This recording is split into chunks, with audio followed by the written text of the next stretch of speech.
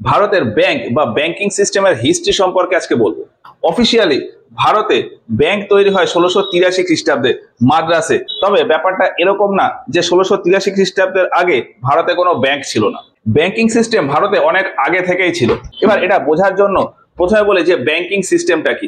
একদম basically banking system বলতে বোঝায়, আমি আমার দিকে এক্সাম্পল দিয়ে বলি। ধরলাম আমি একজন ব্যক্তি আছি, কিছু মানুষজন হয়তো আমার কাছে কিছু টাকা গুছিয়ে রেখে যায়। এখন কিছু মানুষ যদি আমার কাছে টাকা গচ্ছিত হিসাবে রাখে, তাহলে আমার কাছে একটা বড় অ্যামাউন্টের টাকা চলে আসে। এই টাকাটা আমি অন্য জায়গায় ব্যবহার করতে পারি। অন্যান্য লোকজন আমার কাছে যে অ্যামাউন্টটা গোছালো, সেই অ্যামাউন্টটাকে আমি অন্য কাউকে ধার হিসেবে খাটিয়ে দিতে পারি। তারপর ওই যে ব্যক্তি ধার নিল, সে যখন আমাকে টাকা ফেরত দেবে, যত পরিমাণ ফেরত দিল, সেখান থেকে ওই যে আমার কাছে টাকা রেখেছিল তাকে আমি ফেরত দিয়ে দিলাম। তো এই যে সিস্টেমটা, একজনের কাছ থেকে আমি টাকা নিলাম, অন্য একজনকে ধার দিলাম, এই যে সিস্টেমটা, এই সিস্টেমটাকেই বলা হয় বেসিক্যালি ব্যাংকিং। এবার এই ব্যাংকিংটা কে চালাচ্ছে? আমি চালাচ্ছি। এখন আমার জায়গায় যদি 4-5 জন লোক একসাথে থাকে, তারা মিলে যদি একটা ইনস্টিটিউট বা একটা অফিসে এই কাজটা করা হয়, তাহলে ওই অফিসটাকে বা ওই ইনস্টিটিউটটাকে বলে ব্যাংক। তো এই ব্যাংক আর ব্যাংকিং সিস্টেমের কনসেপ্ট ভারতে অনেক আগে থেকেই ছিল। কিরকম ছিল? এখনকার পাড়াতে যেরকম দেখা যায় ছোট ছোট সমিতি তৈরি হয়েছে। তারা কি করে, আমার যদি টাকার প্রয়োজন হয়, হয়তো 5000-6000 টাকার প্রয়োজন হলো, তাহলে আমি ওই সমিতিতে গিয়ে আমি 5000 টাকা ধার নিয়ে এলাম। ওই সমিতি টাকা পায় কোথা থেকে? বিভিন্ন লোকজন ওই সমিতিতে টাকা জমায়। প্রত্যেক মাসে হয়তো 500 টাকা করে জমায়, বছরের মাথায় গিয়ে কিছু একটা ফেরত পাবে সেই হিসাবে। এখন বিভিন্ন লোক ওই সমিতিতে টাকা জমালে সমিতির কাছে অনেক টাকা চলে আসবে। আমার যদি টাকার প্রয়োজন পড়ে, আমি ওখান থেকে ধার নিয়ে আসতে পারি। ভারতে আগেও ঠিক এই রকম সিস্টেম ছিল। আগে যে সমস্ত জমিদার বা পলিগার বা গ্রামের মাথারা থাকতো, তারা এই সমিতি বা এই রকম ব্যাংকিং সিস্টেমের কাজ করত। তো নর্মালি এই ছোটখাটো ব্যাংকিং এর অপারেশন অ্যাজ ইউজুয়াল চলছিল। এটা চলতে চলতে ভারতে যখন ব্রিটিশ ইস্ট ইন্ডিয়া কোম্পানি ব্যবসা করতে আসে, এই ব্যাংকিং সিস্টেম বা এই ব্যাংকিং অপারেশন তখন একটু বড় স্কেলে হয়ে যায়। সেটা কিরকম? ব্রিটিশ ইস্ট ইন্ডিয়া কোম্পানি ভারতে এসেছিল শুধুমাত্র ব্যবসা বাণিজ্য করার জন্য। এবার ব্যবসা বাণিজ্য কিসের ব্যবসা বাণিজ্য করতো? নর্মালি সুতো বা কটন, মশলা, বিভিন্ন নামি দামি স্টোন বা পাথর, এই সবের ব্যবসা করতো। মানে এই সব জিনিস লোকাল মার্কেট থেকে কিনে সেই সমস্ত জিনিসই ইউরোপের মার্কেটে গিয়ে চড়া দামে বিক্রি করতো। এটাই ছিল ব্রিটিশ ইস্ট ইন্ডিয়া কোম্পানির ট্রেড পলিসি। এবার এই জায়গাটা যদি আমি একটু বুঝি, ব্রিটিশ ইস্ট ইন্ডিয়া কোম্পানিতে কিন্তু লোক বেশি ছিল না। ট্রেড করার জন্য খুব কম সংখ্যক লোক এসেছিল। এখন এই কম সংখ্যক লোক পুরো ভারতের সমস্ত মার্কেট ঘুরে দোকান দোকান থেকে মাল নিয়ে তারপর ইউরোপে পাঠাবে, এটা অনেকটা সময় সাপেক্ষ আর প্রচুর কাজেরও ব্যাপার। কিন্তু ব্রিটিশ ইস্ট ইন্ডিয়া কোম্পানির যে লোকজন, তারা এই হেডেকটা নিজেদের মাথায় নিত না। এই হেডেক তারা শিফট করে দিত এজেন্সি হাউসের কাছে। এজেন্সি হাউস কি? এজেন্সি হাউস হলো লোকাল যে জমিদার, তাদের যে অফিস, সেগুলোকেই বলা হতো normally agency house. British east India কোম্পানির লোকজন কি করত? বিভিন্ন এরিয়ার জমিদারের কাছে গিয়ে কথাবার্তা বলতো। এখানে আমি একটা ছক এঁকেছি, একটুখানি বলি, তারপরে এই ছকটা বুঝিয়ে দিচ্ছি। ব্রিটিশ ইস্ট ইন্ডিয়া কোম্পানির লোকজন এসে একজন জমিদারের সাথে কথাবার্তা বলবে। জমিদারের সাথে হয়তো কথাবার্তা বললো যে আমার হয়তো 50 কেজি দারচিনি লাগবে। সেই হিসাবে এই জমিদার ব্রিটিশ ইস্ট ইন্ডিয়া কোম্পানির ওই যে অফিসার, তার কথায় রাজি হয়ে গেল। এবার এই জমিদার ওই 50 কেজি দারচিনি ম্যানেজ করবে কোথা থেকে? জমিদার তার আন্ডারে বিভিন্ন লোকাল মার্চেন্ট বা লোকাল ব্যবসায়ীর খোঁজ করবে। জমিদার কিছু লোককে ভাড়া করে নেবে এবং তাদেরকে বলবে যে তারা যেন মার্কেটে গিয়ে বিভিন্ন জায়গা থেকে দারচিনি সংগ্রহ করে, আর দারচিনি সংগ্রহ করে টোটাল 50 কেজি দারচিনি ওই জমিদারের কাছে এসে যেন দিয়ে যায়। এবার আমি এই ছকে আসি। কি বললাম? ব্রিটিশ ইস্ট ইন্ডিয়া কোম্পানির লোকজন জমিদারের সাথে কথাবার্তা বলবে। কোম্পানির লোকজন জিনিসপত্র যেখানে রাখবে সেটাকে বলা হয় ব্রিটিশ গোডাউন। কোম্পানির লোক ওই জমিদারের সাথে কথাবার্তা বললো, ওই জমিদারকে এজেন্সি বানিয়ে দেয়। ফলে ওই জমিদার যেখানে থেকে এই সমস্ত কথাবার্তা বলে সেটাকে বলে এজেন্সি হাউস। এখন জমিদার ওই 50 কেজি দারচিনি কেনার জন্য কি করলো? সে লোকাল মার্চেন্ট ধরে এলো, মানে তার আন্ডারে কিছু লোকজন ধরে এলো, আর সেই লোকজনকে অর্ডার দিয়ে দিল যে আমার এরকম 50 কেজি দারচিনি লাগবে। একজন জমিদার হয়তো 5টা লোকাল মার্চেন্ট বা 5টা লোকাল ব্যবসায়ী ধরে নিল। ওই 5 জন ব্যবসায়ী মিলে লোকাল মার্কেট থেকে টোটাল 50 কেজি দারচিনি সংগ্রহ করে, এই যে এইটা হচ্ছে গুডস ইন মার্কেট, মানে লোকাল মার্কেট। তাহলে লোকাল মার্কেট থেকে এইরকম বিভিন্ন ব্যবসায়ী টোটাল 50 কেজি দারচিনি তুলে এই এজেন্সি হাউস বা জমিদারের কাছে দিয়ে দেবে। এখন জমিদারের কাছে যখন এই 50 কেজি দারচিনি এলো, জমিদার সেই দারচিনিটা ব্রিটিশ গোডাউনে পাঠিয়ে দেবে। যখন এই ব্রিটিশ গোডাউনে এলো, ব্রিটিশ গোডাউন থেকে ওই কোম্পানির লোকজন এই দারচিনিটাকে ইউরোপের মার্কেটে শিফট করে দিল। এইভাবে ব্যবসাটা হতো। এবার এই ব্যবসার ক্ষেত্রে আমি যদি দেখি, লোকাল মার্চেন্ট বা লোকাল ব্যবসায়ী সে কি করছে? লোকাল মার্কেট থেকে জিনিসপত্র কিনছে। তাহলে মার্কেট থেকে জিনিসপত্র কেনার জন্য কি টাকা পয়সা লাগবে? এই টাকাটা কোথায় পাবে? এই টাকাটা লোকাল ব্যবসায়ী নিজের পকেট থেকে দিত। নিজের পকেট থেকে হয়তো একজন ব্যবসায়ী 2000 টাকার মাল কিনলো, তাহলে ওই ব্যবসায়ীর কাছে 2000 টাকার মাল রয়েছে। এই 2000 টাকার মালটা এই ব্যবসায়ী যখন এজেন্সি হাউসে মানে ওই জমিদারকে দিয়ে দিচ্ছে, তখন হয়তো 2500 টাকায় দিয়ে দিল। এখন ওই ব্যবসায়ী মাল কেনার জন্য তার 500 টাকা প্রফিট হয়ে গেল। তাহলে ওই মালটা জমিদারের কাছে কততে আসছে, মানে এজেন্সি হাউসে আসছে 2500 টাকা। এবার এই এজেন্সি হাউস বা জমিদার যখন ওই মালটা ব্রিটিশ সরকারের কাছে দিয়ে দিচ্ছে, মানে কোম্পানির লোকজনকে দিয়ে দিচ্ছে, তখন হয়তো 3000 টাকায় বেচে দিল। তাহলে মাঝখানে জমিদারেরও লাভ হয়ে গেল, মানে এজেন্সি হাউসের লাভ হয়ে গেল। এখন কোম্পানির গোডাউনে যখন 3000 টাকায় ওই মালটা আসলো, এই মালটাই ইউরোপের মার্কেটে গিয়ে হয়তো 6000-7000 টাকায় বিক্রি করলো। তো ভারত থেকে এইভাবে ট্রেডিংটা হতো। এবার এইভাবে চলতে চলতে কোম্পানি বলে বা কোম্পানির লোকজন বলে যে আরো বেশি বেশি করে মাল আমাকে দাও। কোম্পানি ডাইরেক্ট কথা বলছিল কার সাথে, এজেন্সি হাউস বা জমিদারদের সাথে। কোম্পানির লোকজন জমিদারকে প্রেসার দিত যে আপনি আরো বেশি বেশি করে মাল দিন। এখন জমিদারের উপরে যদি প্রেসার আসে, জমিদার এই প্রেসারটা কাকে দেবে, লোকাল যে সমস্ত ব্যবসায়ী আছে তাদেরকে দেবে। জমিদার ওই লোকাল ব্যবসায়ীদের বলবে যে আরো বেশি বেশি করে মাল নিয়ে আসো। এখন লোকাল ব্যবসায়ী যদি বেশি মাল আনতে যায়, তাহলে বেশি পরিমাণ মাল মার্কেট থেকে কিনতে হবে। এখন বেশি পরিমাণ মাল মার্কেট থেকে কিনতে হলে বেশি পরিমাণ টাকা লাগবে। লোকাল ব্যবসায়ীদের কাছে কিন্তু অত বেশি পরিমাণ টাকা থাকে না। এবার এই ক্ষেত্রে সিচুয়েশন কি হয়ে গেছে, বেশি মাল তোলার জন্য লোকাল মার্চেন্ট বা লোকাল ব্যবসায়ীকে বেশি পরিমাণ অর্থের প্রয়োজন, কিন্তু লোকাল ব্যবসায়ীর কাছে বেশি অর্থ না থাকায় এই এজেন্সি হাউস বা জমিদাররা এই লোকাল ব্যবসায়ীদের মাল কেনার জন্য অল্প সময়ের জন্য ধার দিত। ধার দেওয়া মানে কি, লোন দেওয়া। তাহলে লোকাল ব্যবসায়ী মাল কেনার জন্য কি করতো, এজেন্সি হাউসের কাছ থেকে ধার নিত, মানে জমিদারের কাছ থেকে ধার নিত। এবার মাল কিনে যখন আবার জমিদারকে ফেরত দিয়ে দিত, তখন ওই ধারটা পরিশোধ হয়ে যেত। এখন এজেন্সি হাউসের কাছেও তো লিমিটেড অর্থ। এজেন্সি হাউস বা জমিদার যখন ওই লোকাল ব্যবসায়ীকে বেশি বেশি পয়সা দেবে বা বেশি ধার দিতে চাইবে, তখন তার কাছে যে টাকা পয়সা আছে সেটাতেও তো শর্ট পড়ে যাবে। তাহলে সেক্ষেত্রে সে কি করে, সেক্ষেত্রে এই ব্রিটিশ কোম্পানির লোকজন বেশি পরিমাণ মাল কেনার জন্য ওই জমিদারকে কিছু পয়সা ধার হিসাবে দিয়ে দেয়। জমিদার বা এজেন্সি হাউস মাল কেনার জন্য কোম্পানির কাছ থেকে কিছু পয়সা ধার নিয়ে নেয়। অথবা কি করতে পারে, যে পাবলিক রয়েছে, পাবলিককে বললো যে আপনারা বেশি বেশি পরিমাণ অর্থ আমাদের কাছে জমা রাখুন। তাহলে পাবলিক যদি বেশি বেশি পরিমাণ অর্থ জমিদারদের কাছে জমা রাখে, তাহলে জমিদারের কাছে অনেক বেশি পরিমাণ অর্থ হয়ে যাবে। যখনই জমিদারের কাছে বেশি পরিমাণ অর্থ হয়ে যাবে, জমিদার লোকাল ব্যবসায়ীকে আরো বেশি বেশি পয়সা দিতে পারবে, লোকাল ব্যবসায়ী বেশি বেশি মাল কিনতে পারবে। এখন লোকাল ব্যবসায়ী বেশি মাল কিনলে জমিদারের কাছে বা এই এজেন্সি হাউসের কাছেও বেশি বেশি মাল চলে আসবে। এজেন্সি হাউসের কাছে বেশি মাল আসলে কোম্পানির গোডাউনেও বেশি মাল সাপ্লাই দিতে পারবে, ফলে কোম্পানির ট্রেড আরো বেশি হবে। এবার এইখানে এই সিস্টেমটাতে কি হচ্ছিল, ট্রেড বেশি হওয়ার জন্য এই এজেন্সি হাউসগুলো এক্সট্রা টাকার প্রয়োজনের জন্য পাবলিকের কাছ থেকে টাকা পয়সা তুলে নিচ্ছিল।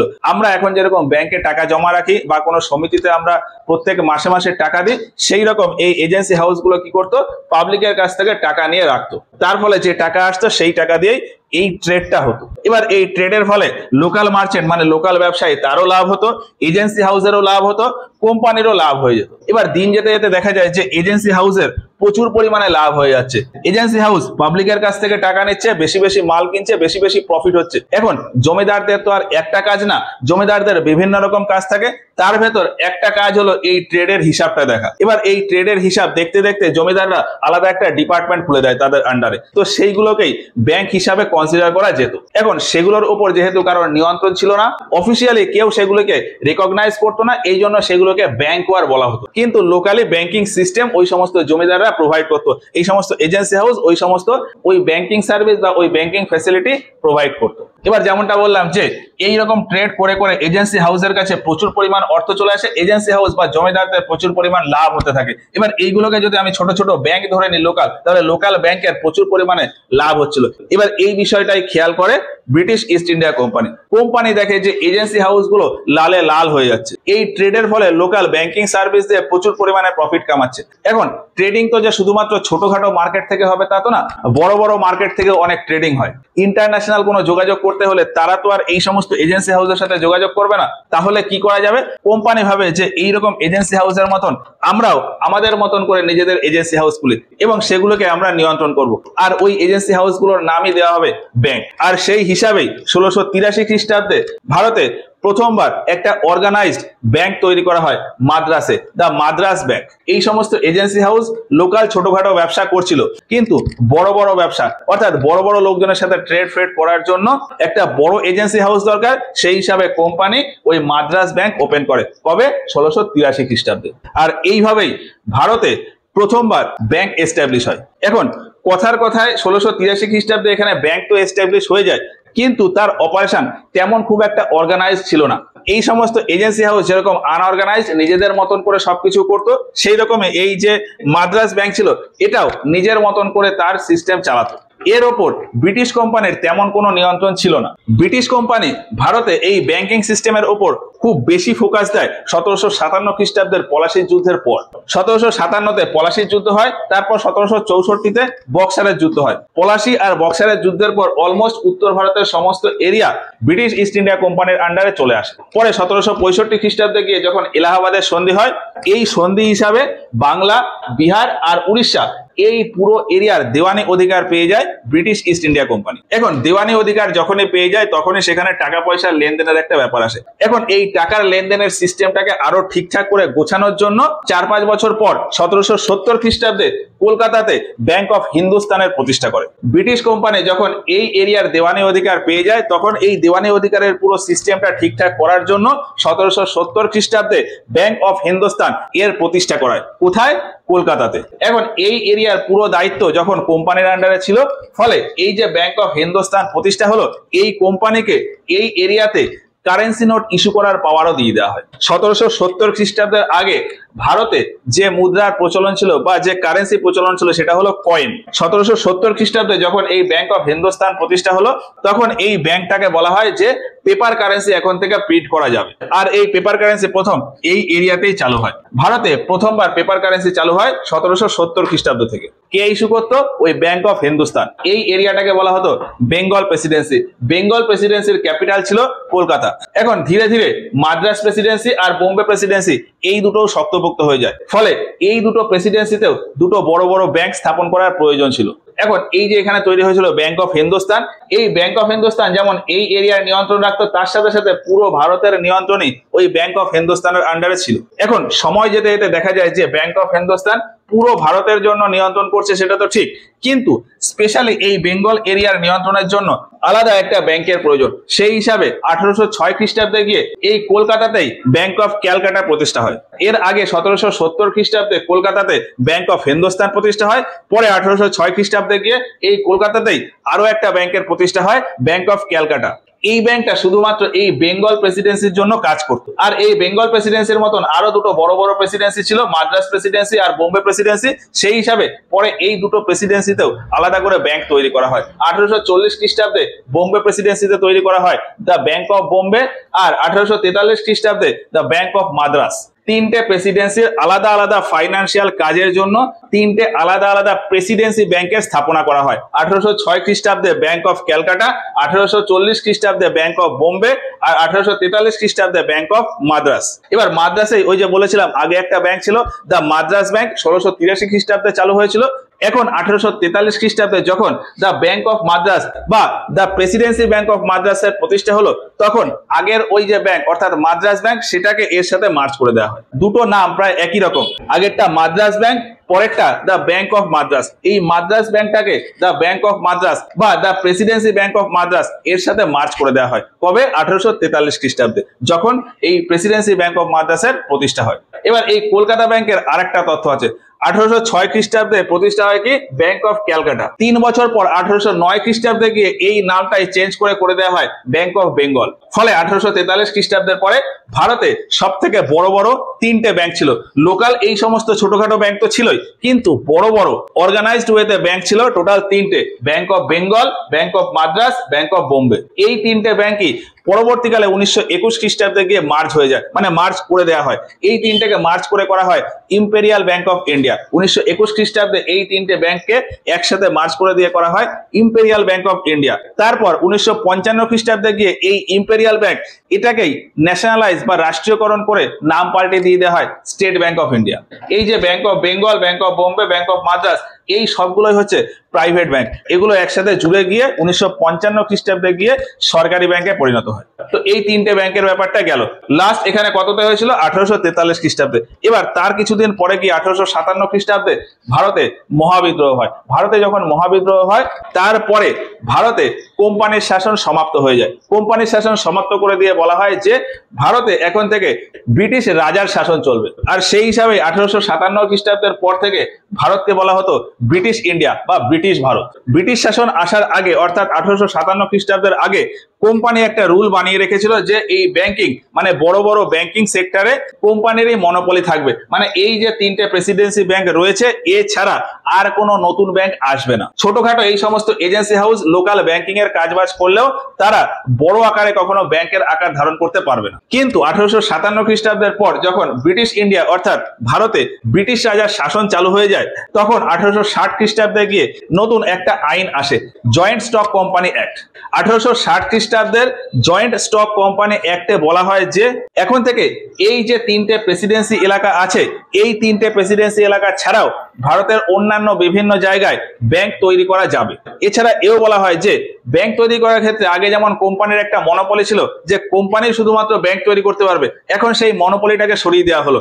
এখন ভারতের যে কোনো ব্যক্তি চাইলেই ব্যাংক এস্টাবলিশ করতে পারে, বড় আকারের ব্যাংক এস্টাবলিশ করতে পারে। আর আরো বলা হয় যে এই যে লোকাল ছোটখাটো এজেন্সি হাউস মানে লোকাল যে সমস্ত ছোটখাটো ব্যাংক রয়েছে তারা চাইলে নিজেরা একসাথে মার্জ হয়ে যেতে পারে, মানে ছোট ছোট ব্যাংক চাইলে একসাথে জুড়ে যেতে পারে অথবা বড় কোনো ব্যাংকের সাথে জুড়ে যেতে পারে। তো 1860 খ্রিস্টাব্দে যে জয়েন্ট স্টক কোম্পানি অ্যাক্ট আসে সেই হিসাবে ভারতের যে ব্যাংকিং সিস্টেম ছিল তাতে কিছুটা পরিবর্তন হয়ে যায়। যেমন এই যে ছোটখাটো এজেন্সি হাউস বা ছোটখাটো ব্যাংক যেগুলো ছিল তার ভেতর প্রায় 400রও বেশি ব্যাংক এই যে তিনটে প্রেসিডেন্সি ব্যাংক এর সাথে মার্জ হয়ে যায়। 1860 সালের ওই যে আইনে বলা হয়েছিল যে এই তিনটে প্রেসিডেন্সি এরিয়া ছাড়া অন্য যে কোনো জায়গায় ব্যাংক স্থাপন করা যাবে, সেই হিসাবে 1865 খ্রিস্টাব্দে উত্তরপ্রদেশের যে এলাহাবাদ এই এলাহাবাদে নতুন একটা ব্যাংকের স্থাপনা হয়ে যায়, এলাহাবাদ ব্যাংক। যদিও এই ব্যাংকটা ওই ব্রিটিশরাই খুলেছিল। তো 1865 খ্রিস্টাব্দে ভারতে প্রথম নন প্রেসিডেন্সি ব্যাংক খোলা হয়, কাদের দ্বারা?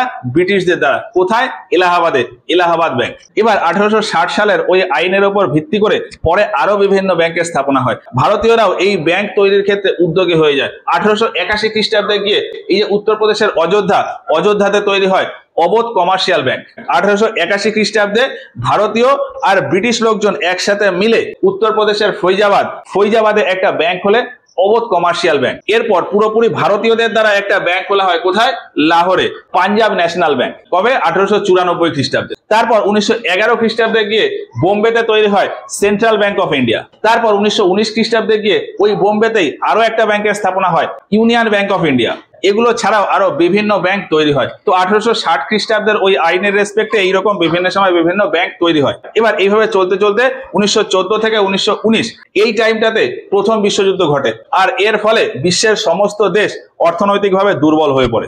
মানুষজন ভয় পেয়ে ছোটখাটো ব্যাংক বা বড় বড় ব্যাংকে তাদের যে অ্যাকাউন্ট ছিল সেই সমস্ত অ্যাকাউন্ট থেকে প্রচুর পরিমাণে অর্থ তুলে নিতে থাকে, মানে তাদের যে জমানো পয়সা ছিল সেগুলো তুলে নিতে থাকে। এখন ব্যাংক থেকে যদি সেই টাকা পয়সা চলে যায় তাহলে ব্যাংকের কাছে আর জমানো কিছু থাকলো না, ফলে ব্যাংক ধীরে ধীরে ফেল হয়ে পড়ে, ব্যাংক ধীরে ধীরে নষ্ট হয়ে যায়। এইভাবে প্রচুর ব্যাংক ভারতে বন্ধ হয়ে যায়। তার ফলে ভারতে এই ব্যাংকিং সিস্টেমটাকে একটুখানি শক্তপোক্ত করার জন্য ওই যে বড় বড় তিনটে প্রেসিডেন্সি ব্যাংক ছিল সেই তিনটেকে মার্জ করে দেওয়া হয়। কবে? 1921 সালে। এই তিনটে প্রেসিডেন্সি ব্যাংক মার্জ করে ওই যে বললাম নাম কি রাখা হয়?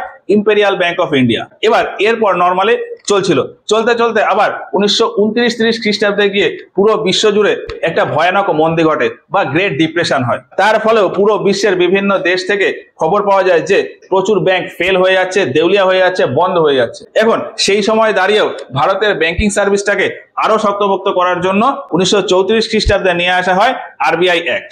আর এই অ্যাক্টের মাধ্যমে 1935 খ্রিস্টাব্দে ভারতে রিজার্ভ ব্যাংক অফ ইন্ডিয়া এর প্রতিষ্ঠা করা হয়। যদিও রিজার্ভ ব্যাংক অফ ইন্ডিয়া প্রতিষ্ঠার পেছনে আরো বিভিন্ন রকম হিস্ট্রি রয়েছে, যেটা আমরা এর আগের ভিডিওতে ডিটেলসে কভার করেছি, ওটা দেখতে পারো। তো যাই হোক, 1934 খ্রিস্টাব্দে আরবিআই অ্যাক্ট আসে, আর সেই হিসাবে 1935 খ্রিস্টাব্দে ভারতের রিজার্ভ ব্যাংকের স্থাপনা করা হয়। 1934 খ্রিস্টাব্দে এই যে আরবিআই অ্যাক্ট আসে, এই আইনে বলা হয় যে ভারতে ছোট বড় যত ব্যাংক আছে সেই সমস্ত ব্যাংকের ওপর কন্ট্রোল বা সমস্ত ব্যাংককে রেগুলেট করতে পারবে আরবিআই।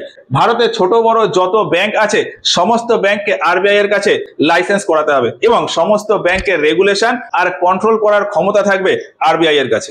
আরবিআই অ্যাক্টে আরো বলা হয় যে ভারতে এখন থেকে কারেন্সি নোট ইস্যু করবে এই আরবিআই। যেমনটা দেখেছিলাম যে 1770 খ্রিস্টাব্দে ব্যাংক অফ হিন্দুস্তান তৈরি হয়েছিল, তাকেই ভারতে কারেন্সি নোট তৈরি করার পাওয়ার দিয়ে দেওয়া হয়েছিল।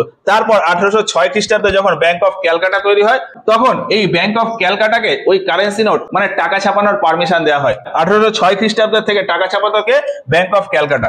এখন ব্যাংক অফ ক্যালকাটা ধীরে ধীরে একটু বড় হয়ে যাচ্ছিল, ওই জন্য ওই যে ব্যাংক অফ হিন্দুস্তান, ওই ব্যাংক অফ হিন্দুস্তানকে পরে 1832 খ্রিস্টাব্দে গিয়ে ক্লোজ করে দেওয়া দেওয়া হয়, ক্লোজ করে দেওয়া হয়। কিছুটা পোর্শন ছিল সেটাকে ওই ব্যাংক অফ ক্যালকাটার সাথে মার্জ করে দেওয়া হয়। তাহলে 1806 বা 1809 খ্রিস্টাব্দ থেকে ভারতে কারেন্সি নোট ইস্যু করার ক্ষমতা কার কাছে ছিল? ব্যাংক অফ ক্যালকাটা বা ব্যাংক অফ বেঙ্গলের কাছে। তারপর 1840 খ্রিস্টাব্দে যখন ব্যাংক অফ বোম্বে তৈরি হলো, তখন এই ব্যাংক অফ বোম্বেকেও এই কারেন্সি নোট মানে টাকা ছাপার পারমিশন দিয়ে দেওয়া হয়। তারপর 1843 খ্রিস্টাব্দে ব্যাংক অফ মাদ্রাস হলো, তখন এই ব্যাংক অফ মাদ্রাসকেও ওই কারেন্সি নোট ইস্যু করার পারমিশন দিয়ে দেওয়া হয়। ফলে 1843 খ্রিস্টাব্দের পরে এই তিনটে প্রেসিডেন্সির ব্যাংকই কারেন্সি নোট মানে টাকা ছাপাতো, এবং এইভাবেই চলতে চলতে 1921 খ্রিস্টাব্দে গিয়ে তিনটে মার্জ হয়ে গিয়ে যখন ইম্পেরিয়াল ব্যাংক হয়, তখন সেই ইম্পেরিয়াল ব্যাংক টাকা ছাপাতো। এবার এইভাবে চলতে চলতে 1935 খ্রিস্টাব্দে যখন আরবিআই অ্যাক্ট আসে, তখন ওই আরবিআই অ্যাক্টে বলা হয় যে ইম্পেরিয়াল ব্যাংক আর টাকা ছাপাতে পারবে না, এখন থেকে টাকা ছাপাবে আরবিআই। তো টাকা ছাপার ব্যাপারটা হলো 1934 খ্রিস্টাব্দের ওই আরবিআই অ্যাক্টে আরো বলা হয় যে ভারতের সাথে বিদেশের ব্যবসা বাণিজ্য করতে গেলে সেই লেনদেন হবে আরবিআই এর মাধ্যমে। মানে ভারতের সাথে অন্যান্য দেশের ট্রেডের জন্য যে ফরেক্স রিজার্ভ, সেই ফরেক্স রিজার্ভটাকে কন্ট্রোল করবে আরবিআই। আর আরো একটা পয়েন্ট বলা হয় যে এখন থেকে এই আরবিআই পাবলিকের ডিপোজিটও নিতে পারবে। নরমালি আমরা কোনো ব্যাংকে গেলে যেরকম টাকা পয়সা জমাতে পারি, সেই রকম আরবিআই এর ক্ষেত্রে বলা হয় যে আরবিআই লোকজনের টাকা নিতে পারবে। বর্তমানে এখন যদি সিচুয়েশন দেখে আমরা কিন্তু আরবিআই তে গিয়ে অ্যাকাউন্ট খুলতে পারবো না, কিন্তু 1935 খ্রিস্টাব্দের সময় যে আরবিআই প্রতিষ্ঠা হয়েছিল, তখন সেই আরবিআই তে গিয়ে একজন লোক তার অ্যাকাউন্ট খুলতে পারত। আর এই যে অ্যাক্টের ভেতর এইগুলো পয়েন্ট, এর সাথে সাথে আরো বলা হয় যে আরবিআই একটা প্রাইভেট ব্যাংক হিসাবে প্রতিষ্ঠা হলো। তাহলে 1935 খ্রিস্টাব্দে যখন আরবিআই প্রতিষ্ঠা হয়, তখন আরবিআই ছিল একটা প্রাইভেট ব্যাংক, সরকারি ব্যাংক ছিলই না। তবে ওই অ্যাক্টে আরো একটা বিষয় বলা হয় যে কিছুদিন পরে গিয়ে এই প্রাইভেট ব্যাংকটা পাবলিক ব্যাংক মানে সরকারি ব্যাংকে পরিণত হয়ে যাবে। তবে কবে হবে তা নিয়ে কোনো স্পেসিফিক ডেট বলা ছিল না। এরপর 1947 খ্রিস্টাব্দে গিয়ে ভারত স্বাধীন হয়ে যায়। আর স্বাধীন হওয়ার পর 1948 খ্রিস্টাব্দে এই ব্যাংকিং সিস্টেমে একটা বিশাল বড় পরিবর্তন করা হয়। সেটা কি? সেটা হলো ওই যে আরবিআই একটা প্রাইভেট ব্যাংক ছিল, সেটাকে কনভার্ট করে সরকারি ব্যাংক বা ন্যাশনালাইজড ব্যাংক করে দেওয়া হয়, মানে পাবলিক ব্যাংক করে দেওয়া হয়। 1948 খ্রিস্টাব্দে একটা আইন আসে, reserve bank of India transfer of public ownership act. এই আইনে বলা হয় যে 1 জানুয়ারি 1949 এই তারিখ থেকে ভারতের আরবিআই একটা ন্যাশনালাইজড ব্যাংক হিসাবে ঘোষণা করা হবে। মানে 1949 খ্রিস্টাব্দ থেকে আরবিআই একটা পাবলিক সেক্টর ব্যাংকে পরিণত হয়ে যাবে। আগে আরবিআই এর যা ক্ষমতা ছিল সেগুলো থাকবে, শুধুমাত্র আরবিআই পাবলিক সেক্টর ব্যাংকে পরিণত হয়ে যাবে। আর এর পর থেকে আরবিআই তে কোনো কমন একজন ব্যক্তি বা কোনো পাবলিক তার অ্যাকাউন্ট খুলতে পারবে না। এবার আরবিআই 1949 খ্রিস্টাব্দে ন্যাশনালাইজ হয়ে যাওয়ার পর ভারতে অন্যান্য যে সমস্ত প্রাইভেট ব্যাংক ছিল সেগুলো ধীরে ধীরে ন্যাশনালাইজ হয়ে যায়। এবার এইগুলো ন্যাশনালাইজ কিভাবে হলো তার পেছনেও ছোট ছোট গল্প রয়েছে, সেইগুলো আমরা এর পরের ক্লাসে গিয়ে বলবো, কারণ আজকের ভিডিওটা অলরেডি অনেকটা বড় হয়ে গেছে।